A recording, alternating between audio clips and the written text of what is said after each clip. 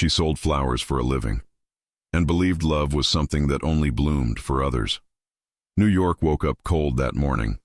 Steam rose from the subway grates, people walked fast with coffee cups in hand, and the street vendors on Fulton Street were just starting to open their stands.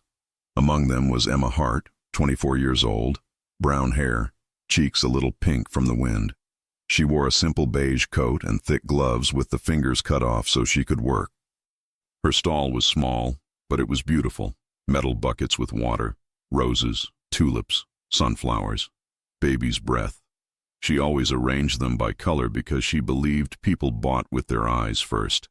She wiped the wooden counter, straightened a little chalkboard that said, "For Mom," "For apologies," "For love." This was her world. Not a big store, not a fancy job, but it was hers. She checked her phone. A message from Hannah, her older sister. "Don't forget to come for dinner. I made pasta." "And bring flowers or my son will complain." Emma smiled. She worked here to help her sister. Hannah was a single mom, worked cleaning offices at night, and Emma tried to cover part of the rent. That's why she opened early and closed late. That's why she didn't hire anyone. That's why she didn't get sick. She was tying a ribbon around a bouquet when Mrs. Riley, an old lady with kind eyes, stopped in front of the stall like she did every Tuesday. "Morning, dear," the lady said. "Good morning, Mrs. Riley. Daisies again?" "You know me." Emma chose the best ones, wrapped them slowly in brown paper. "How's your granddaughter?" "Still dating that boy I don't like," the old woman said, rolling her eyes. Emma laughed. "Then you really need flowers." The lady paid, touched Emma's hand. "You have a good heart, dear. Stay safe here." "I will," Emma said, though she didn't really think of danger.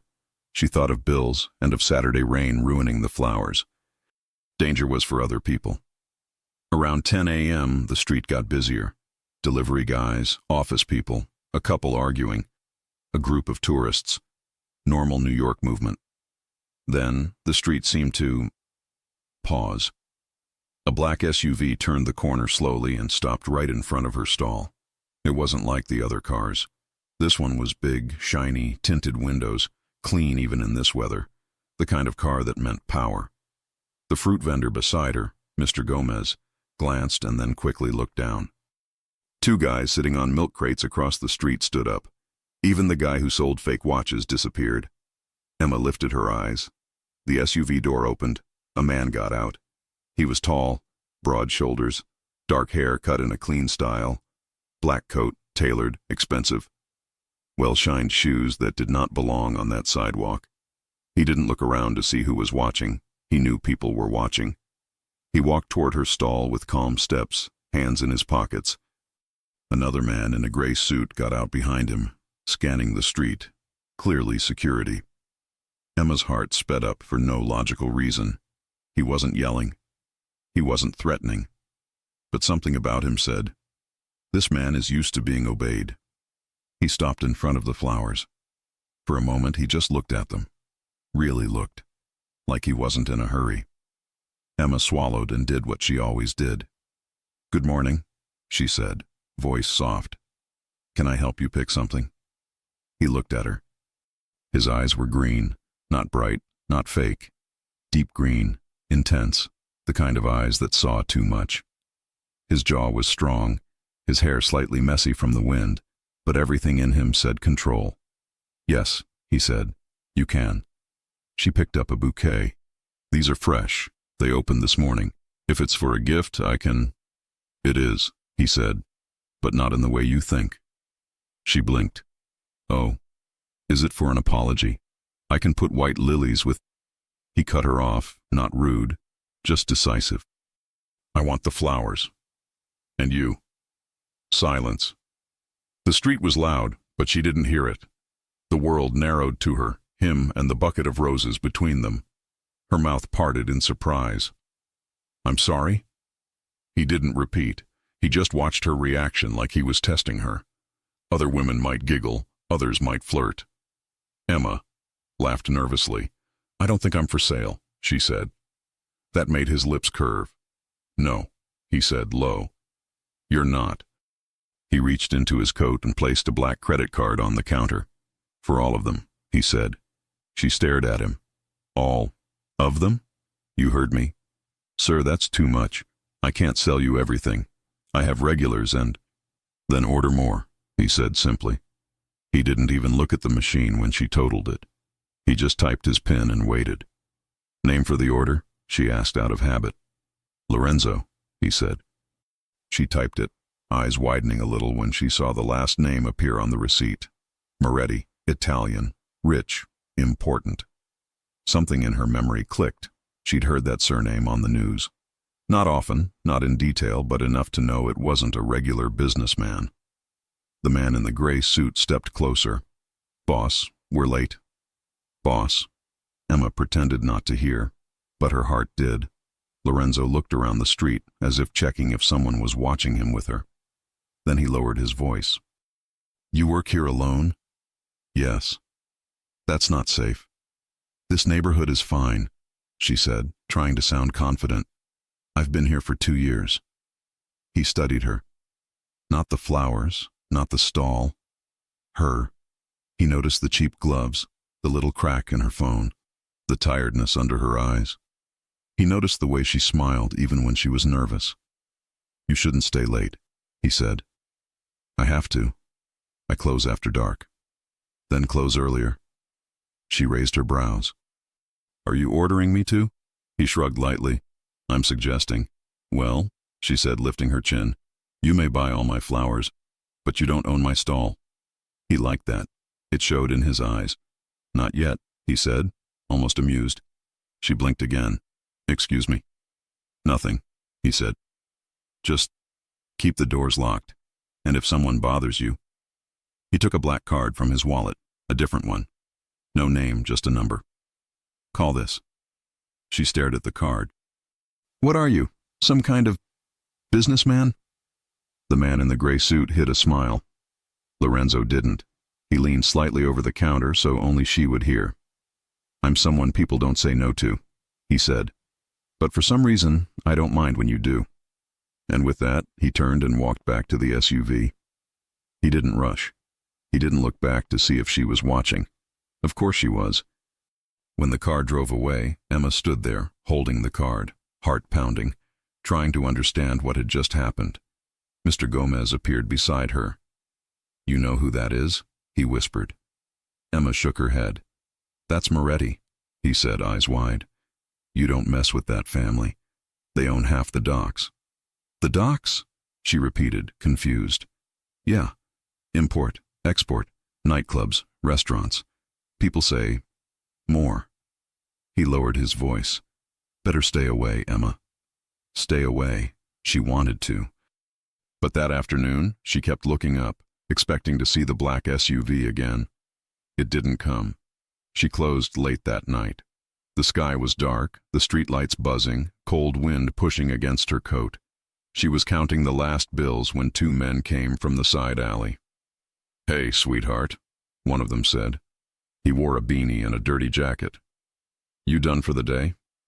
"Yes," Emma said, wary. "We're closed." "Yeah, we saw." The other one had a scar across his eyebrow. "This is your stand?" "It is. And I already paid the—" "This is a different payment," the first one said, stepping closer. "This block is under protection now. You want to keep selling, you pay." She straightened. "I don't need protection." He laughed. "Everybody needs protection." Emma's hands shook. "How much?" "100 a week." "100?" she repeated. "That's too much." "Then maybe something else," the man said, eyes dropping to her face, then lower. Emma took a step back. "No." He grabbed her wrist.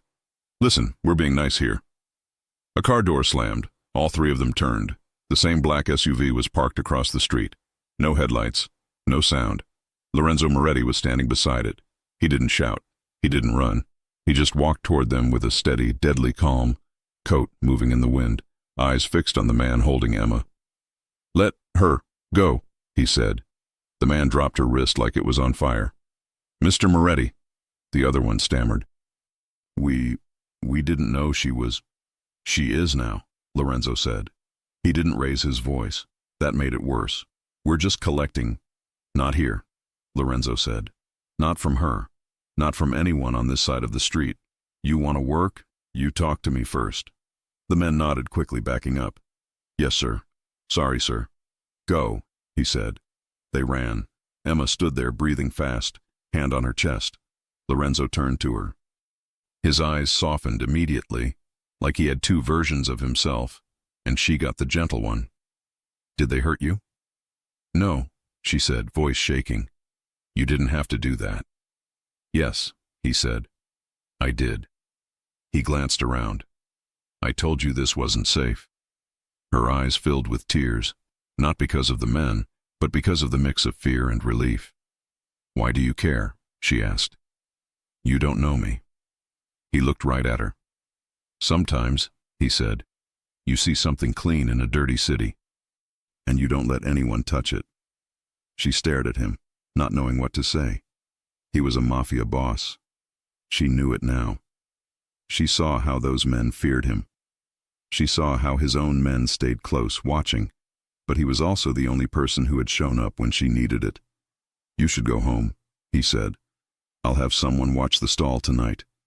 "You don't have to." "I want to." He walked her to the corner, keeping a respectful distance, hands in his pockets like always. Her steps were small, his were long, but he slowed down for her. "Do you live far?" he asked. "Just over that bakery." He looked up, examined the building. "Second floor?" "Third."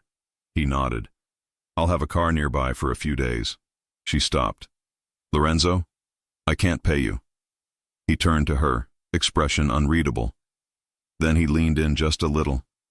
"I didn't ask for money," he said. "I asked for your time." "My time?" "A coffee," he said. "Tomorrow, across the street, noon." She hesitated. "I work." "I know," he said. "I'll buy all your flowers again if that's what it takes." She couldn't help it.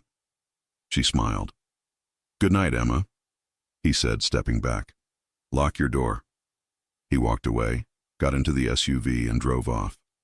Emma climbed the stairs to her apartment, still holding his black card. Her hands were still shaking, but not from fear anymore. From her window she looked down. A dark car was parked at the corner. And even though she knew she should stay far away from men like him, she pulled the curtain just a little and felt safe. For the first time since she opened that stall, she went to sleep with the door locked and with a mafia boss's voice echoing in her mind. "I want the flowers, and you." The next day, the city looked the same. Gray sky, restless noise, rushing people. But for Emma Hart, nothing felt the same. She kept glancing at the corner of the street where the black SUV had been parked the night before. It wasn't there this morning, and that should have made her feel better. It didn't. Every sound made her turn her head. A car door, a voice, footsteps. Her heart still remembered that man's voice. "Sometimes you see something clean in a dirty city, and you don't let anyone touch it." She hated that it replayed in her mind. She hated that part of her wanted to see him again. By 11, business picked up. She was busy wrapping roses for a young man buying flowers for his girlfriend when it happened. That same quiet shift in the air. The voices around her dimmed just a little. The rhythm of the market slowed. She didn't even have to look up. He was there. Lorenzo Moretti. He stood across the street, coat open, tie slightly loose, watching her stall like he owned the ground beneath his feet. His driver waited by the SUV, but Lorenzo walked over alone. Emma's stomach tightened. She told herself to stay calm, to act normal, but the second their eyes met, her breath caught. "You didn't call?" he said, stopping in front of her. "I didn't need to," she replied, tying a ribbon around the bouquet. He tilted his head, amused. "Two men grabbed your arm last night. That's fine to you?" "I'm still standing." "That's not the point," he said softly. "You shouldn't have been alone." "I've been alone my whole life, Mr. Moretti. I'm used to it." "Call me Lorenzo." "I'd rather not," she said quickly. "It sounds dangerous." His smile was small, but real. "It is." She handed the bouquet to the young man, who paid quickly and left, glancing nervously at Lorenzo as he passed. Emma looked back at him. "You scared him." "Good," he said. "Men should be a little scared around you." She frowned. "That's a strange thing to say." He didn't explain. He stepped closer instead, scanning the stall like he was checking for threats. "Do you have cameras here?" "Cameras? No. Why would I?" "Because you should," he interrupted. "Last night wasn't random." Emma crossed her arms. "What's that supposed to mean?" "It means someone sent them." Her heart skipped. "You think they knew about you? About me?" "I think I've made enemies," he said. "And some of them like to test boundaries." She stared at him, unsure whether to feel protected or terrified. "And now I'm a boundary?" His voice dropped. "You're something they noticed because I noticed you." She looked away, uneasy. "You should stop then." "I can't." He said it so simply that she didn't know what to answer. When she didn't speak, he added, "You don't have to be afraid of me." "I'm not afraid," she said, though her pulse betrayed her. "Just confused." He leaned on the counter, close enough for her to see the light stubble on his jaw, the tiny scar near his eyebrow. "Confused about what?" "About what you want from me." He met her eyes for a long, quiet moment. "Coffee." Emma blinked. "What?" "You owe me one," he said, straight-faced. "I bought all your flowers." She laughed, shaking her head. "You didn't have to do that." "I know," he said, "but I wanted to." He glanced at his watch. "You have a break soon?" "I don't take breaks." "You do now." "Are you always like this?" she asked, half smiling. "Just decide things for people?" "Only when I'm right," he said, and before she could argue, he nodded toward the cafe across the street. 10 minutes. Then he walked off. Emma stood there, staring after him, completely unsure why her hands were shaking. Mr. Gomez from the fruit stand leaned toward her. "You're really going with him?" "I'm not," she said quickly. "Good," he said, "because people who go with him don't finish that sentence," she said, cutting him off. But inside, she wondered what he meant. 10 minutes later, she found herself walking toward the cafe anyway. Lorenzo sat by the window, back straight, hands folded, a small espresso cup untouched in front of him. He looked like a man from another world dropped into this one. And yet, when he saw her, he smiled. Not polite, not cold, real. "You came," he said. "Only because you're standing in front of my favorite coffee place," she said, sliding into the seat across from him. He motioned to the waiter. "Get her whatever she wants." "I can order for myself," she said. "I know," he replied, "but it sounds better when I say it." She rolled her eyes but smiled, and he noticed, really noticed, how her face softened when she did. For a while they talked, about small things, the market, her sister, how early she had to wake up to get flowers from the supplier. He listened, completely focused, like no one else in the cafe existed. Then he said, "You like what you do." "I do," she said. "Flowers don't lie. If you take care of them, they live. If you ignore them, they die. Simple." "I envy that," he said quietly. She studied him. "You don't look like someone who envies anyone." He hesitated, then leaned back. "When you live my kind of life, nothing is simple." "Your kind of life," she repeated. "What does that mean?" Before he could answer, the door opened, and a man in plain clothes walked in. He flashed a badge at the waiter, looked around, then spotted them. "Emma Hart," the man said, walking over. "Detective Cole, NYPD." Lorenzo's jaw clenched, the calm fading from his eyes. Emma frowned. "Detective? What's going on?" Cole nodded politely to her, ignoring Lorenzo completely. "Just wanted to ask if you've seen this man." He pulled out a small photo. It was Lorenzo. Her stomach dropped. The detective continued. "Name's Lorenzo Moretti. He's a suspect in an ongoing investigation." "You might have seen him around." Emma tried to breathe evenly. "I don't think so." Cole smiled faintly. "Sure about that?" "Because witnesses saw him here last night, and again this morning." Lorenzo didn't move. His silence was louder than words. "I don't know anything," Emma said. Cole shrugged. "Then maybe stay that way, Ms. Hart. Men like him don't buy flowers. They buy silence." He turned to Lorenzo. "Enjoy your coffee, Mr. Moretti, while you can." When the detective walked out, Lorenzo exhaled slowly, as if reminding himself not to break something. Emma looked at him. "So it's true." "What's true?" "You're—" what he said. He met her eyes. "A criminal?" She hesitated. "Are you?" He looked down at his hands.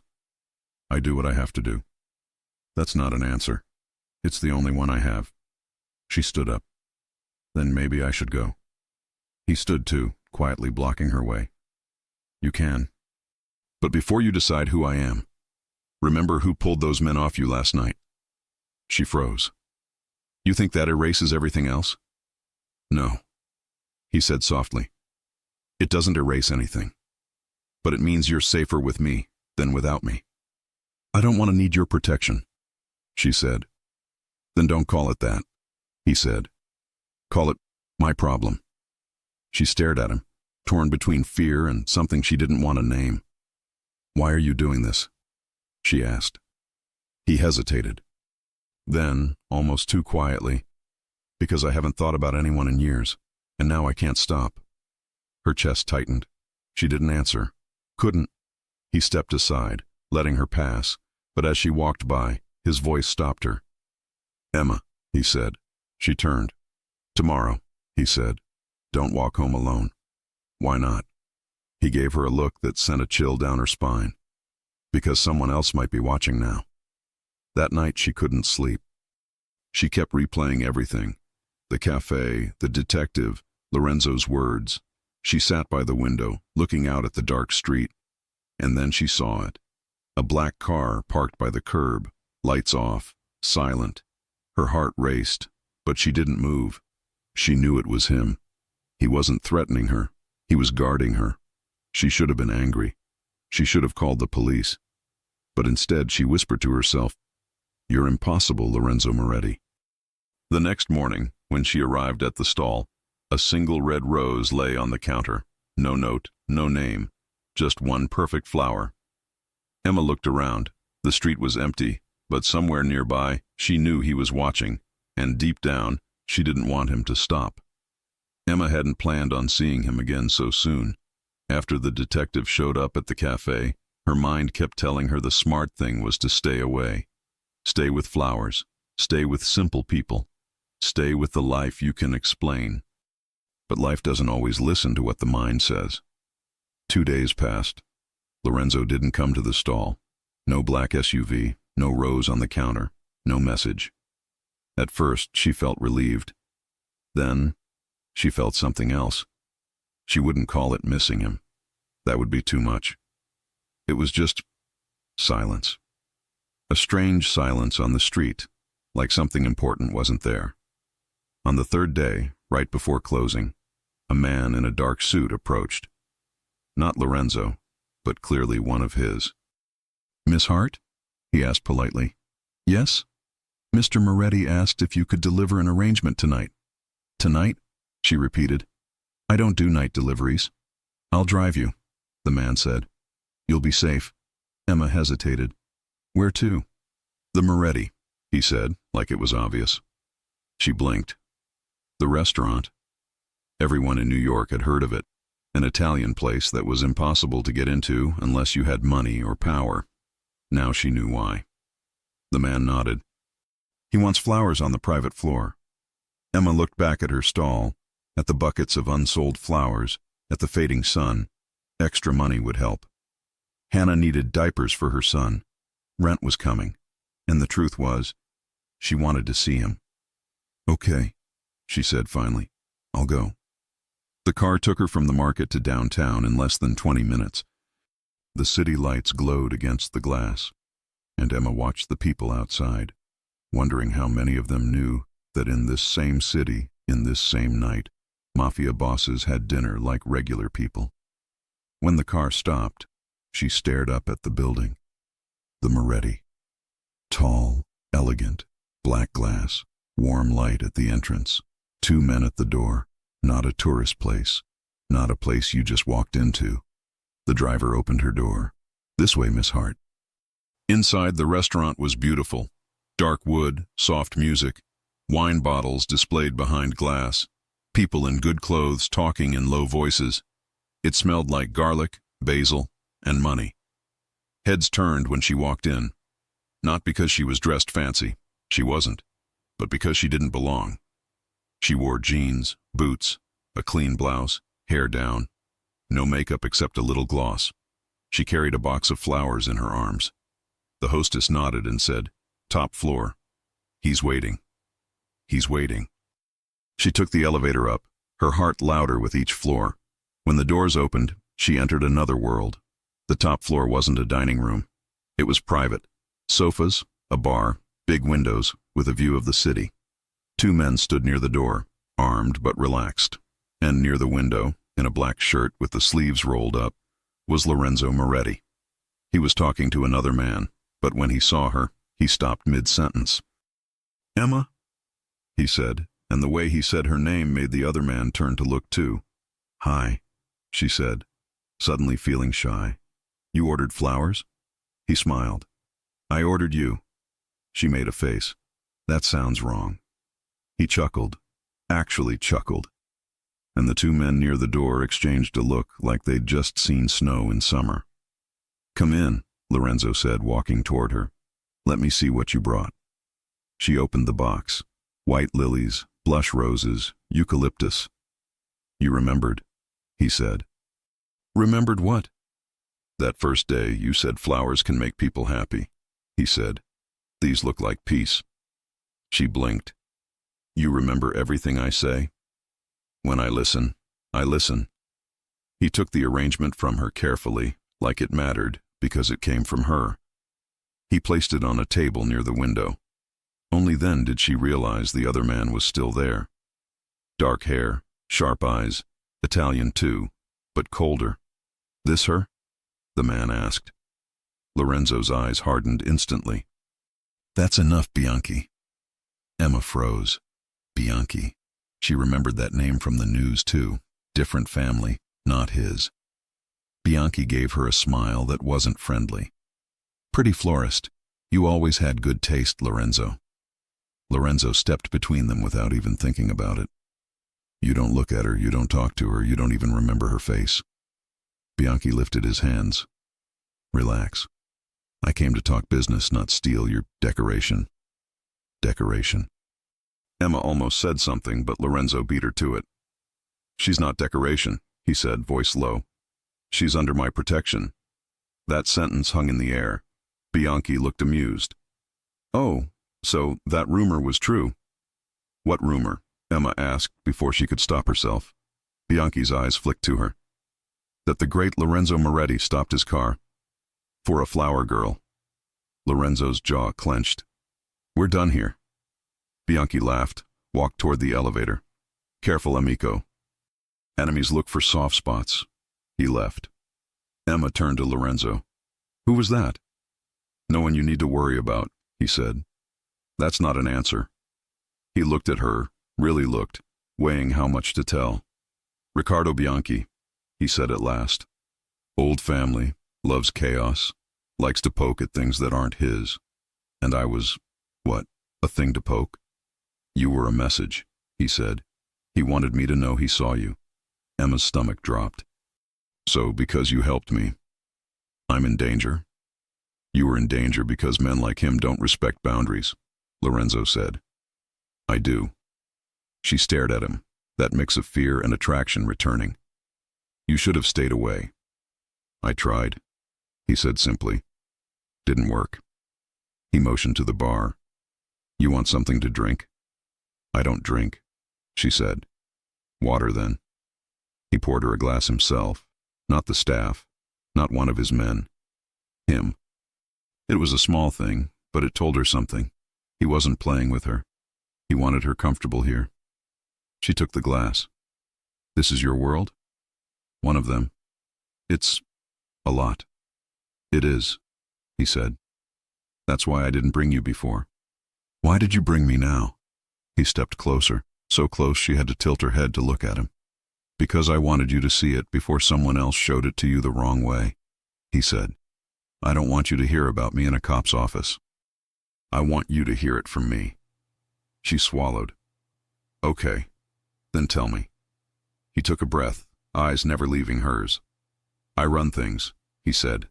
Clubs, shipping, security. Some of it is clean, some of it isn't. I have men who follow me. I have enemies who want what I have. I've done things I'm not proud of, and some I'd do again. People fear me. He paused. But I don't want you to, he added, softer. Her heart squeezed. Why? She whispered. Because you looked at me on that street like I was just a man buying flowers, he said. No one does that. She let out a slow breath. Maybe because I didn't know who you were. He smiled faintly. And now that you do? She didn't answer right away. She went to the window instead, looking at the city lights. He let her. He didn't rush. After a moment she said, I should stay away from you. Yes, but I don't want to. He closed his eyes for a second, like that admission did something to him. Then don't, he said. It's not that simple, Lorenzo, she said, turning back to him. There was a detective. There was that man just now. You have enemies. I sell flowers. We don't match. You make it sound like I'm trying to marry you, he said, teasing just enough to make her smile again. I only asked for your time. You asked for more than that, she said quietly. You asked for me. His eyes darkened. I did. Silence fell between them, not awkward, just heavy, full of something that hadn't been said yet. He walked over to her, slow, giving her every chance to step back. She didn't. He stopped in front of her, close enough for her to smell his cologne, see the veins on his forearms where his sleeves were rolled up. Emma, he said, her name almost a caress. I can protect you, but protection has a price. Her chest rose. What price? You let me, he said. You don't fight me every time I tell you not to walk alone. You call when something is wrong. You don't hide from me. That's control, she said. That's keeping you alive, he said. In my world, those two things look the same. She looked up at him, eyes shining. And what do I get? He leaned even closer, his voice dropping. You get me. Her heart pounded. She could feel the warmth of him, the tension, the restraint. He wasn't touching her, but every part of him wanted to. Her gaze dropped to his mouth. His eyes followed hers. For a moment, the city outside didn't exist. It was just a Mafia boss and a florist in a private room, both pretending they could stay away. He lifted his hand slowly, giving her time to stop him. She didn't. He touched her cheek, thumb brushing her skin, gentle for a man like him. Emma's breath hitched. You're shaking, he murmured. I'm not used to this, she whispered. To what? To a man like you looking at me like that. How am I looking at you? Like I'm special. His gaze softened. You are. That was almost the moment. Almost the kiss. Almost the point where she would have let herself fall. But the elevator dinged. Lorenzo pulled his hand back immediately, jaw hardening, eyes going cold again. The switch was instant. Vince, the right-hand man, stepped out. Boss, we've got something. Lorenzo didn't take his eyes off Emma. What? The guys who tried to tax the market? They belonged to Bianchi's people. He's pushing in. Lorenzo cursed under his breath in Italian. Emma's stomach twisted. So I really am in the middle of this. You are, Lorenzo said, honest as always. But I put you there, so I'll take you out. How? She asked. He looked at Vince. From tonight on, 2 men stay on her block. No one approaches the stall. No one follows her sister. Anyone tries, we shut it down. Yes, boss. Emma opened her mouth to protest, but Lorenzo spoke first. This is the line, Emma, he said. The one you didn't want to cross. I know, she said quietly. But you crossed it, he said, the second you let me walk you home. She looked at him, heart aching with something that wasn't just fear. "And now?" she asked. "Now," he said, eyes burning into hers. "You stay close to me, or they'll use you to get to me." He stepped back, putting the distance she needed, but didn't want. "Go home," he said. "My driver will take you." She hesitated. "And you?" "I have to deal with Bianchi." "Is it dangerous?" "In my life," he said, "everything is dangerous." She bit her lip. "Don't get hurt." For a second, the boss was gone, and it was just a man looking at a woman who cared. "I won't," he said. "I have a florist to buy flowers from." She smiled despite the fear. As she stepped into the elevator, he called her name one last time. "Emma." She turned. He looked straight at her. "You're mine now." The doors closed on her shocked, breathless face, and on him, standing there with his jaw set, ready to start a war over a girl who only wanted to sell flowers. Emma woke up the next morning thinking maybe she had dreamed everything. The private floor, the view of the city, Riccardo Bianchi looking at her like she was a target, and Lorenzo saying, "You're mine now." But when she pulled the curtain and looked down at the street, the dream turned real. There was a car parked near the corner. Not the same SUV, a different one. Dark, windows up, two men inside, watching. Not the kind of men who were lost, the kind of men who were there for a reason. Lorenzo's men. She sighed and let the curtain fall. So this was it. Once a Mafia boss said you were under his protection. You were under his protection. She got ready for work anyway. Jeans, sweater, coat, hair in a ponytail. She grabbed her phone and sent a message to her sister. "Emma, I'll pass there tonight." "Want me to bring flowers?" Hannah, "Flowers no, groceries yes." Emma, "Okay." Life went on, or at least she tried to make it. At the stall, the vendors noticed right away. "Whoa," Mr. Gomez whispered, eyes wide. "You see that?" "What?" Emma asked, playing dumb. He nodded toward the street. "Two guys been sitting there since 7. Suit, earpiece, no coffee. That's mob, Emma." "Don't say that out loud," she hissed. "You in trouble?" She hesitated. "Protected." He raised his brows. "That's the same thing." She didn't answer. Around 9, one of the men from the car got out. He wasn't intimidating in the loud way. He was calm, serious, professional. "Miss Hart," he said. "Vince sent me. We'll be close." "Close how?" she asked. "Close," he repeated. "You can work. We'll do the rest." She nodded, even though inside her stomach twisted. This wasn't her world. She sold flowers. She wasn't supposed to have guards. But Riccardo Bianchi had looked at her. And Bianchi was the kind of man who did things just to make a point. She got customers. She smiled. She wrapped bouquets. But every time a stranger got too close, one of Lorenzo's men looked up. It was subtle, but it was there, the invisible circle around her. At lunchtime, she saw a familiar figure crossing the street. Her sister, Hannah. Blonde hair in a messy bun, big coat, pushing a stroller with her little boy, Mason, inside. Emma's eyes widened. "Hannah, what are you doing here?" "Hi to you too," Hannah said, laughing. "I was nearby. Thought I'd say hi." "You can't just show up." "Wow," Hannah said, looking around. "Since when is the flower stand VIP?" She noticed the men. "Who are they?" Emma lowered her voice. "I'll explain later. Just don't talk to anyone." Hannah's eyes narrowed. "Is this about that guy?" "What guy?" "The one you described like this. Tall, expensive, scary, hot," Hannah said without shame. "That guy?" Emma blushed. "I never said hot." "You didn't have to," Hannah said. "I know your tone." Before Emma could argue, one of Lorenzo's men approached, respectful but alert. "Is this your sister?" he asked. "Yes," Emma said. "She's fine." The man nodded. "We just needed to confirm. The boss said family too."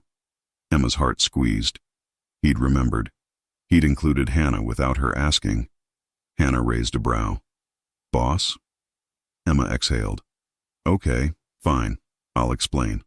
But not here." She closed the stall a bit earlier than usual, which she hated, but Lorenzo had said she shouldn't stay out late, and now she had 2 other lives to think about. They went to Hannah's apartment, a smaller, older building, a few blocks away. While Hannah warmed up leftovers for Mason, Emma told her everything. Well, almost everything. She told her about the men trying to extort her, about Lorenzo showing up, about the detective warning her, about the rival who saw her, about the guards. Hannah listened quietly, which was rare. "So, let me get this straight," Hannah said finally. "You met a Mafia boss because he bought flowers, and now you have bodyguards."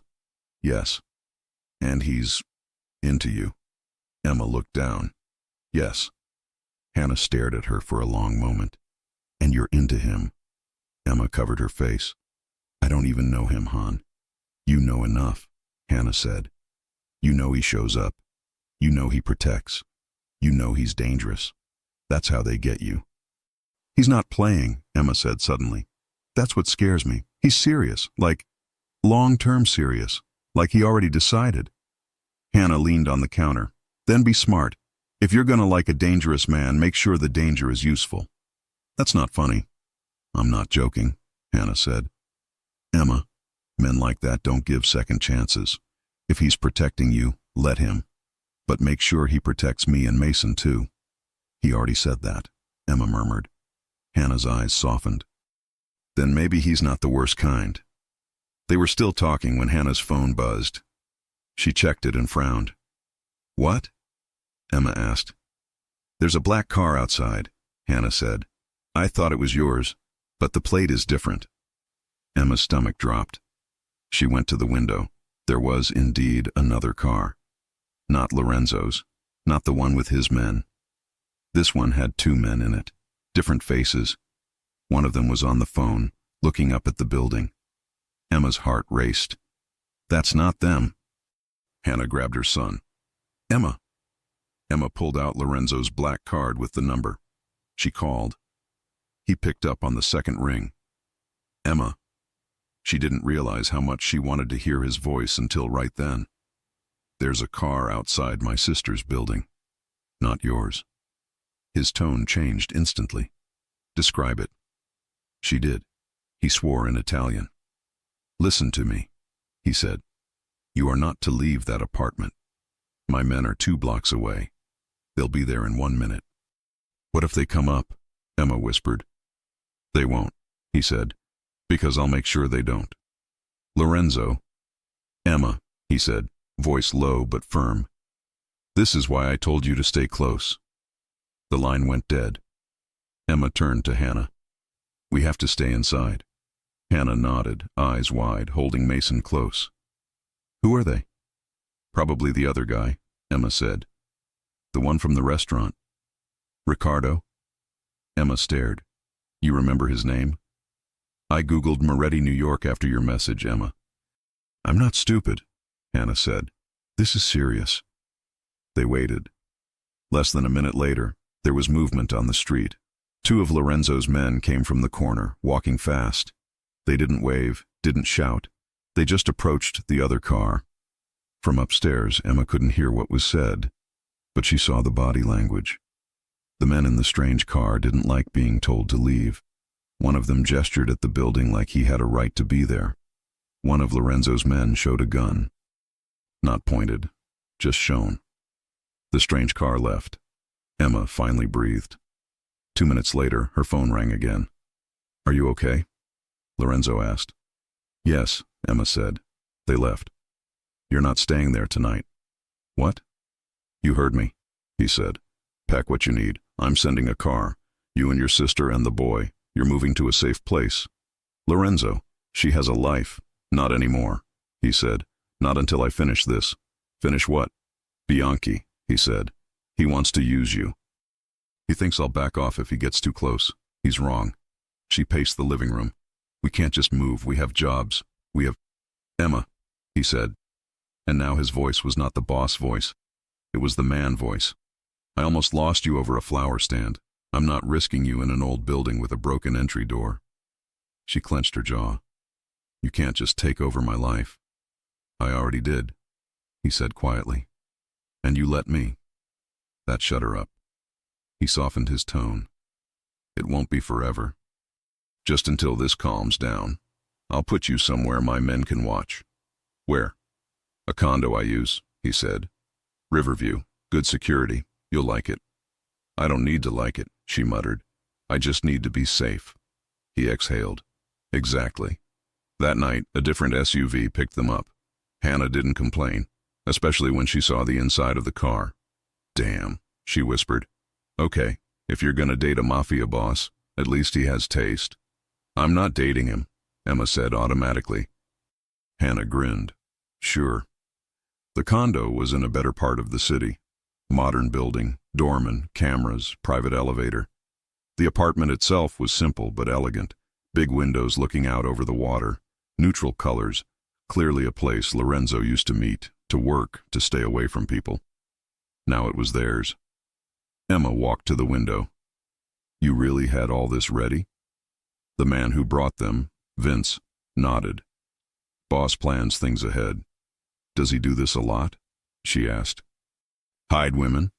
Vince almost smiled. No, this is new. Something warm bloomed in her chest. Hannah took Mason to the room. Vince briefed Emma on the security. Door stays locked. We're downstairs 24/7. You call this number if you see anything. Boss will probably come by later. Tonight? Vince nodded. He's angry. Because of me? Because they got too close to you, Vince said. He doesn't like his weaknesses exposed. Emma looked at him. Am I a weakness? Vince looked uncomfortable. For him? Yeah. When he left, the apartment got quiet. City lights blinked through the glass. Hannah put Mason to sleep and came back to the living room with a blanket. He really moved us, she said, almost impressed. This is some movie stuff. It's not a movie, Emma said. It's real. That man outside could have taken you. But he didn't, Hannah said, because your mafia boss has bigger guns. Hannah. What? Hannah laughed softly. Stop pretending you don't like it. You like that he shows up. You like that he protects. You like that he chose you. Emma looked down. I didn't ask to be chosen. Sometimes we don't get chosen when we ask, Hannah said gently. Sometimes we get chosen when we need. Before Emma could answer, there was a knock on the door. It wasn't loud, it wasn't rushed, but she knew who it was. She opened. Lorenzo stood there, coat still on, hair slightly messy from the wind, eyes sharp, angry, worried, all at once. The second he saw her, some of the tension in his shoulders dropped. You're here, he said. I'm here. He stepped inside, scanned the apartment like a man checking a perimeter. He nodded to Hannah. Thank you for letting us stay, Hannah said. You're Emma's family, he said. So you're mine too. That made Hannah blink.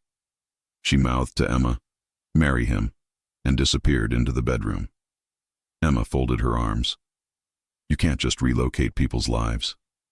I can, and I did, he said. Because a man who wants to hurt me was parked outside your sister's building. You think he was going to take me?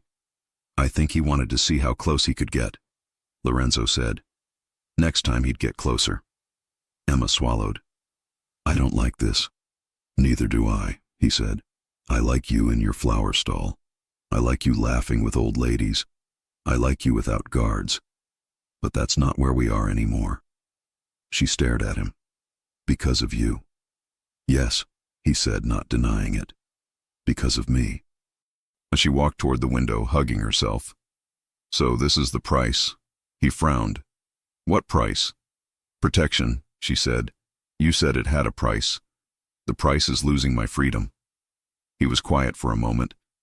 Then he walked to her, slow, careful. He stood behind her, not touching her yet. Listen to me, he said, voice low near her ear. If I didn't care, I would have just sent men to scare those guys. I wouldn't move you. I wouldn't come here. I wouldn't look like this. She turned. Like what?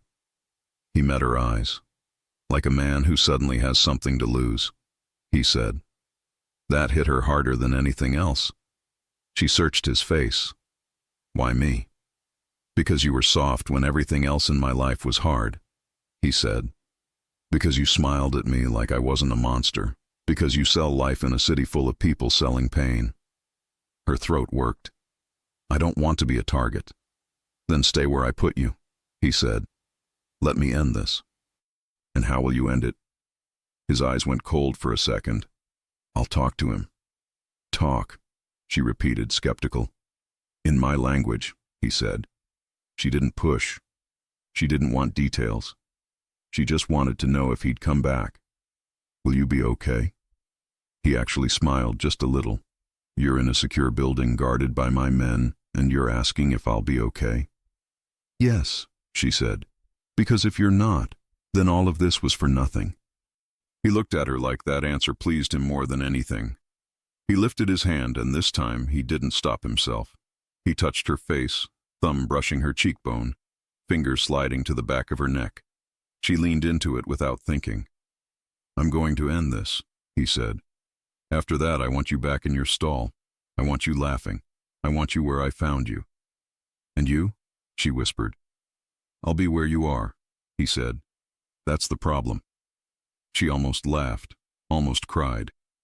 You make everything complicated. No, he said. My world makes it complicated. You make it worth it. Their faces were close now, closer than they had been at the restaurant. The city lights made his eyes look greener. Her breath hitched. His hand slid to her jaw. This time, no elevator interrupted. He leaned in and kissed her, not rushed, not possessive, not boss-like, warm, focused, like he'd been thinking about it since the day on the sidewalk. She kissed him back, hands on his chest, feeling the steady, solid strength of him. He tasted like coffee and mint. He smelled like cold air and cologne. He kissed her like he'd waited, like he was relieved she wasn't pulling away. When he finally pulled back, he rested his forehead on hers. That, he said, is also part of the price. She laughed softly, breathless. I think I can pay that. His phone buzzed. The mood changed. He looked at the screen, jaw tightening. Vince? Emma watched his face as he listened. It got harder, sharper. Where? He asked. Pause. He followed the sister before we got there? Lorenzo's eyes darkened. So he was testing the kid too. Emma's blood ran cold. What? Lorenzo held up a hand to calm her. No, she's fine. They didn't touch her, but he sent a message. He ended the call. What message? Emma asked, heart racing.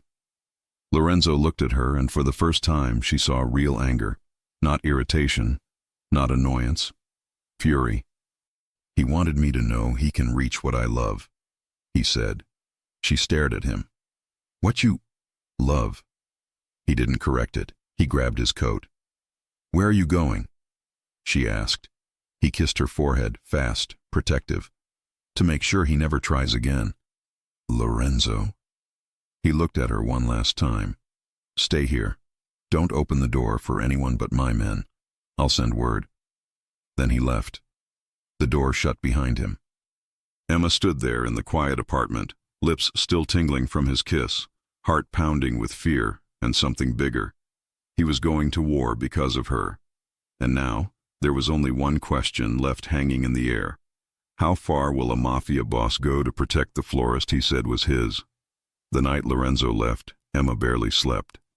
She sat on the couch, hugging a blanket, staring at the city lights outside the window. Every sound from the street made her flinch.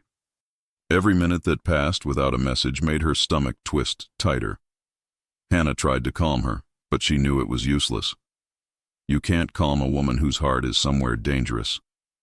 At 3 a.m, Emma saw headlights flash across the wall, an SUV pulling up outside. She ran to the window. For one horrible second, she thought it was someone else.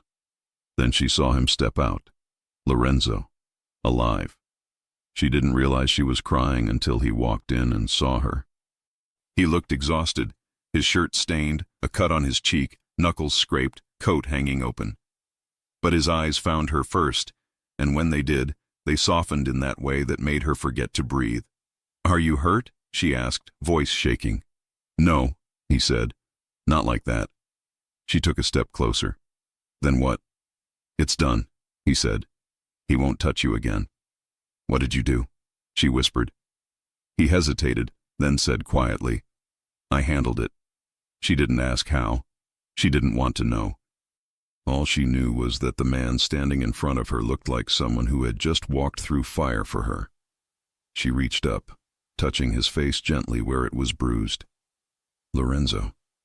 He caught her hand, kissed it, closed his eyes. I told you I'd end it.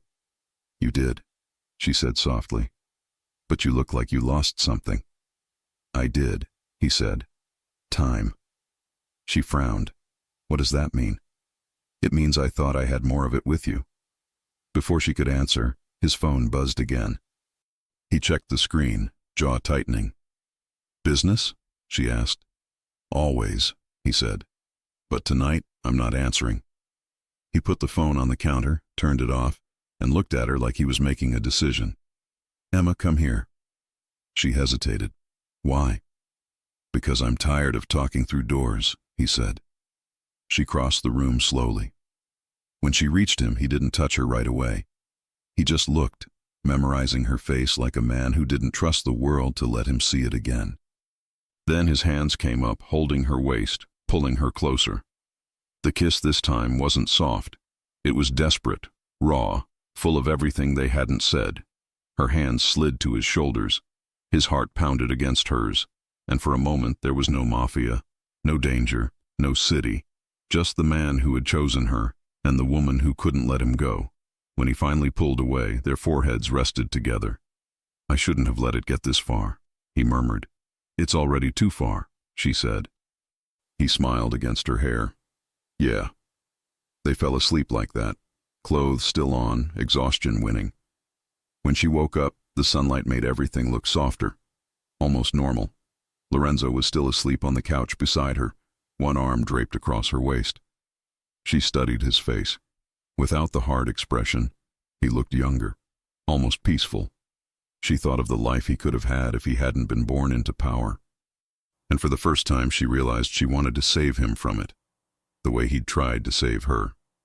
He stirred and opened his eyes. You're staring. You talk in your sleep, she said. He smiled faintly. Did I say anything interesting? You said my name. He reached up, brushed a strand of hair from her face. Then I was dreaming something good. Later that morning, while he took a call in the other room, Emma wandered near the kitchen. She wasn't snooping. At least, she told herself she wasn't. But something caught her eye on the table. A folder, thick, unlabeled, half open. She hesitated, then curiosity won. Inside were pages, printed, her name at the top of one, her address, her sister's, old bills, photos of her stall, even one of her walking Mason home from school. Her throat tightened. She flipped through more pages, background check forms, bank statements. The first time she'd met him, he already knew all of this. The world seemed to tilt under her feet. She stepped back, trying to breathe. The noise from the other room, his low voice on the phone, grew distant, muffled by the ringing in her ears. He walked in just as she was still holding the folder. Lorenzo froze. Emma, he said slowly, put that down. Her hands trembled. What is this? Information, he said carefully. For your safety. My safety? She said, her voice rising. You knew where I lived before you even asked my name. I had to, he said. No, you wanted to. You wanted control. That's not... You tracked my sister, she said, eyes filling. Her building, her job. There are pictures of her son, Lorenzo. He stepped closer, voice low but firm. Because they could have used them to reach you. You don't get to decide what's mine, who's mine, or how close they can get, she cried. You don't own me. He closed his eyes, fighting to keep calm. That's not what this is. Then what is it? She asked, shaking. Tell me what this is, because right now, it feels like I fell in love with someone who never gave me a choice. That word, love, hung between them, heavy and real. Lorenzo opened his eyes. Emma, I didn't do this to trap you. I did it to protect you. By lying, I never lied. You hid the truth. He exhaled. Yes, because I knew the second you saw what I was capable of, you'd run. And you were right, she said softly. I should have. Her voice broke. He reached for her hand, but she stepped back. Don't, she whispered. Just don't. He froze, every part of him wanting to go after her but knowing he shouldn't. Emma, he said quietly, you're angry because I didn't trust you, but you're safe because I didn't trust anyone. Safe? She said bitterly. I'm locked in a place I didn't choose, watched by men I don't know. My life's not mine anymore. He took a breath, trying again. You're alive. That's not the same thing. Silence. Then softly he said, I don't know how to be anything else, Emma.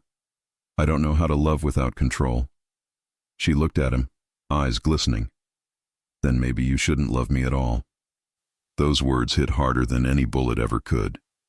He stepped back like she'd actually struck him. For a long moment he just looked at her, the woman who had turned his world upside down. And then he nodded once. I'll give you space, he said quietly.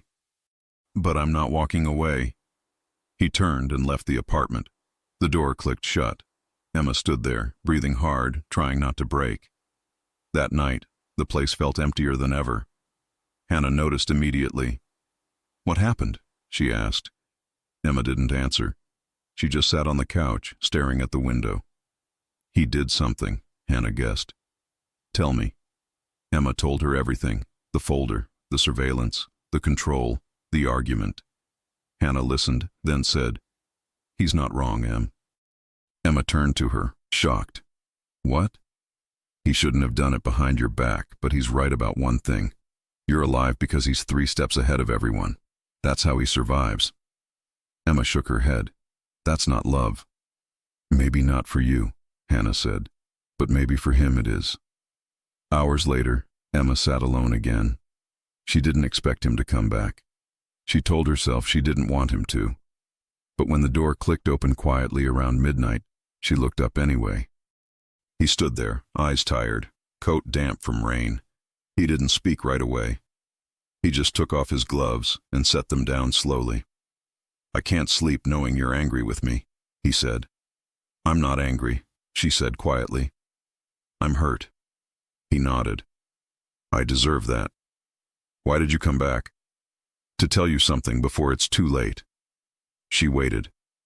When my father was alive, he said, he used to say that trust was weakness, that love made men soft. He died in a warehouse because he trusted someone who smiled at him. Emma's chest tightened. I grew up believing he was right, Lorenzo continued. That control was safety. That distance kept you alive. And then you came along and I realized maybe he was wrong. She stared at him, tears forming again. He stepped closer, slowly. I didn't check your background to own you, Emma. I did it because I was already falling for you the second I saw you, and I knew what kind of world I lived in. I needed to know how to keep you alive in it. Her eyes softened. Then why didn't you tell me? Because I didn't know how to tell you without losing you. She swallowed. You still might. He gave a small, broken smile. Maybe. But at least you'll know the truth now. He reached into his pocket and pulled out a small envelope. Here. She hesitated. What is it? Your stall, he said. Paid for 6 months ahead. The rent, the license, all of it. It's yours. No one can touch it. She stared at him. You didn't have to do that. I wanted to, he said. You told me once you just wanted to open a real shop one day. I found one. It's small, but it's yours when you're ready. Her breath caught. You really listened. I always listened, he said. She looked down at the envelope, then up at him. You scare me, Lorenzo. I scare everyone, he said. No, she whispered. Not like that. You scare me because you make me want to believe you. He stepped closer again. Then believe me. She searched his eyes for a long moment. Then finally she whispered, I do. He reached out, brushing away a tear from her cheek. That's all I needed to hear. For a while, neither of them moved. The rain outside hit the windows, soft and steady, like the sound of a heartbeat. Lorenzo finally said, "I'll fix this. All of it. And when it's over, I want you to come back to that stall. To your flowers. To your peace." "And you?" she asked. He smiled faintly. "I don't get peace. Men like me don't." "That's not true," she said. "You just never had anyone to give it to you." He looked at her, then like he wanted to believe that could be true. But somewhere deep down, they both knew. Peace was never free in his world. That night, when he left again, he didn't look back. Emma watched him go, her heart breaking for the man who wanted to love her, but didn't know how to be gentle with the world. She whispered to the empty room, "Come back to me." Outside, in the rain, Lorenzo got into his car and told Vince, "It's time." "Time for what?" Vince asked. "To make sure no one ever uses her name again," Lorenzo said. His reflection in the glass showed a man ready to end a war. And while Emma tried to sleep, the city around them braced for what came next. Because Lorenzo Moretti was done defending. He was about to attack. The city didn't know a war was happening. On the surface, New York kept moving. Cabs, coffee, office people, tourists. But in the parts of the city that didn't show up on travel guides, people felt it. Doors staying closed, men making phone calls in Italian, cars following other cars, businesses pretending nothing was wrong. Emma didn't see any of it. Lorenzo had made sure of that. For 2 days she stayed in the condo with Hannah and little Mason. Lorenzo texted, short messages, nothing incriminating. "I'm fine. Stay inside. Almost done. Almost done." She held on to those words. At night she would stand by the window, looking out at the water, wondering where he was, wondering if he was safe, wondering if she would get a knock on the door at 2 a.m. saying he wasn't coming back. She didn't want to think like that, but loving a man like him meant thinking like that. On the third night around 9, Vince came upstairs. "Boss will be here soon," he said. Emma's heart leapt. "He's okay?" Vince nodded. "Better than the others." It wasn't a joke, it was a fact. Emma sat on the couch, trying to look calm. Hannah stayed in the bedroom, giving them space. The apartment was quiet. Then she heard footsteps in the hallway. The door opened. Lorenzo walked in. He was alive. She stood up so fast the blanket fell from her lap. He looked tired. There was a bruise high on his cheekbone, a cut on his lower lip. His knuckles were bandaged. He had changed clothes, but the way he moved told her he'd been in something heavy. But his eyes, those green eyes, were on her. Only her. "It's done," he said. She ran to him. He opened his arms and she went right into them. No hesitation, no shame. He held her tight, hand at the back of her head like he'd been waiting to do that since he left. She breathed him in. Rain, Cologne, city, Lorenzo. "You came back," she whispered into his chest. "I told you I would," he said. She pulled back just enough to look at him. "What happened?" He didn't lie. "Bianchi made a move. I made a bigger one. He won't bother you again." "Is he gone?" Lorenzo said simply. "And his people know who runs this city." She swallowed. "Did the police—" "Cole was there," he said, a hint of a smile playing at his mouth. "He saw who was attacking who. I think he realized I was cleaning up his mess. So we're safe?" "For now," he said. "As safe as you can be with me." She cupped his face gently. "I don't care about safe. I care about you coming home." He looked at her like that was the one thing he hadn't expected, that someone would say, "Come home" to him. "I like when you call this home," he said. "Then don't make me say goodbye again," she said. "I can't promise that," he said honestly. "My life will always pull me out that door. But I can promise I will always come back to you." She nodded, eyes wet. He wiped her tears with his thumb. "No more crying. I didn't fight half the city to see you cry." She laughed through the tears. "You're impossible. You chose me," he said. "Did I?" she teased. "Because sometimes it felt like you chose for me." He smirked. "I did, and I'd do it again." The next morning, for the first time in days, Lorenzo said, Get dressed. I want to show you something. Emma blinked. Now? Now. He drove her himself. No driver, no convoy, no extra cars. Just him and her in a black car, like a normal couple. He even wore a simple dark sweater instead of a suit. But even like that, he still looked like a man people didn't say no to. They drove to a quieter part of the city, where the streets had more brownstones and less noise. The car stopped in front of a small commercial space on a corner, big glass front, clean sidewalk, sunlight spilling through. There was a paper taped to the door that said leased. Emma stared. Lorenzo. He got out, walked around, opened the door for her. Go see. She stepped out slowly, like she was afraid it would disappear. The inside was empty. White walls, wood floor, a little counter, a back room that could be a stockroom. It smelled new. It looked like potential. She turned to him, eyes wide. You didn't. I did, he said. You bought this? Yes. For me? For us, he corrected gently. You'll run it. I'll make sure no one ever taxes you again. No one touches your door. No one stands outside. No one even parks wrong in front of it.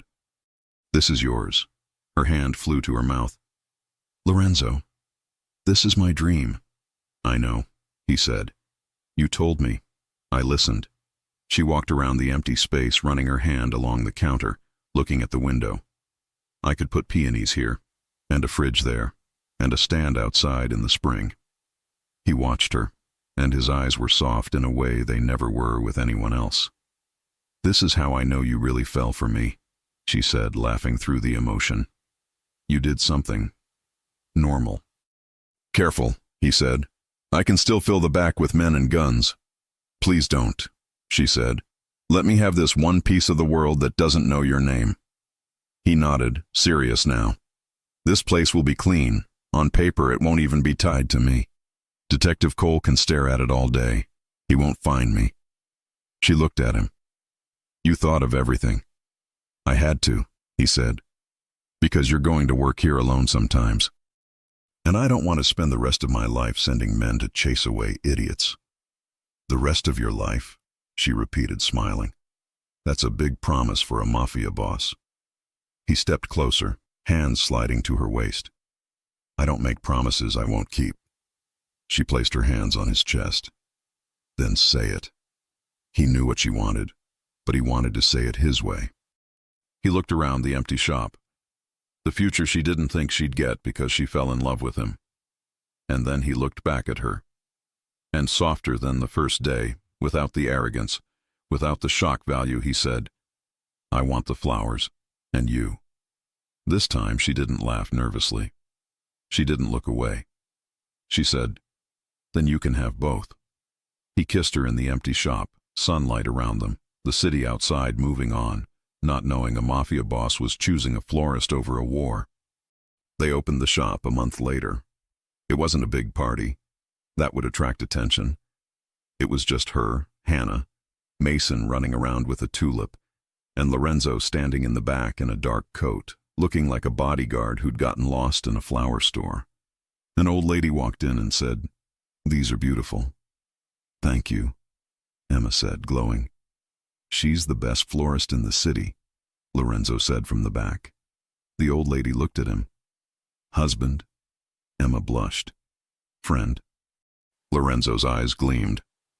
For now.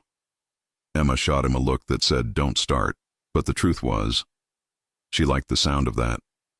She liked the idea of being his for real, not just under protection. That night when they closed the shop, he stayed to help her, rolling down the metal gate, turning off the lights. You know, she said, for a man who said he couldn't give me a normal life, you got pretty close. He leaned on the counter, watching her tidy up. I said I couldn't give you a quiet life. I never said I couldn't give you a happy one. She looked at him. Are we happy, Lorenzo?